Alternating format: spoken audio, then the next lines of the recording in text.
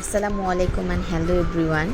সবাই কেমন আছেন? সবাইকে ওয়েলকাম করছি আমার নতুন একটি ভিডিওতে। তো আজকের দিনটা আলহামদুলিল্লাহ খুবই সুন্দর ছিল। তো আজকে চিন্তা করলাম একটু বিরিয়ানি করা যাক। তো আমি একটি ফ্রাই প্যানে কিছুটা তেল দিয়ে পেঁয়াজ দিয়ে এটাকে বেরেস্তা করে নিব।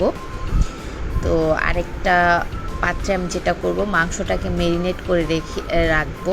তো এর জন্য আমি আদা রসুনের পেস্ট দিয়ে দিচ্ছি, সল্ট, একটুখানি পেঁয়াজ দিয়ে দিলাম এবং রাঁধুনির যেই মশলা, বিরিয়ানি প্যাকেট মশলা, সেটা আমি হাফ দিয়ে দিয়েছি এবং এটাকে খুব সুন্দর করে মেখে রেখে দিব। 10 মিনিটের মতো রেখে দিব এবং কিছু কাঁচামরিচ দিয়ে দিলাম। এখানে আপনারা কাঁচামরিচ বাটাও ব্যবহার করতে পারেন। তো এখানে আমার পেঁয়াজটা খুব লাল হয়ে বেরেস্তা করে নিব এবং বেরেস্তা হয়ে গেলে আমি হাফ উঠিয়ে রাখবো এবং হাফ আমি মাংসের সাথে অ্যাড করে দিব এবং এই তেলেই বেরেস্তার সাথে আমি মাংসটাকে রান্না করে নিব খুব সুন্দর। তো আমি এখানে কিছুটা টক দই অ্যাড করে দিব, অ্যাড করে আমি সুন্দরভাবে এটাকে রান্না করে নিব। এখানে পানির জায়গায় আপনারা কিছুটা মিল্কও ইউজ করতে পারেন। আমি আজকে ইউজ করতে ভুলে গিয়েছিলাম অ্যাকচুয়ালি।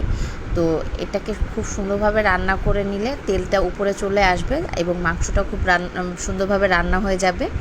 তো রান্না হয়ে গেলে আমি যেটা করব সেটা কিছু আলু আমি আলাদা করে ভেজে নিব। আলুটাকে খুব সুন্দর করে ব্রাউন করে ভেজে নিব, এতে করে আলুটা রান্নাও হয়ে যাবে কিছুটা এবং বাইরে দিয়ে খুব সুন্দর একটা কালারও চলে আসবে। তো সেম পাত্রে আমি চালটাকে এবার ভেজে নিচ্ছি।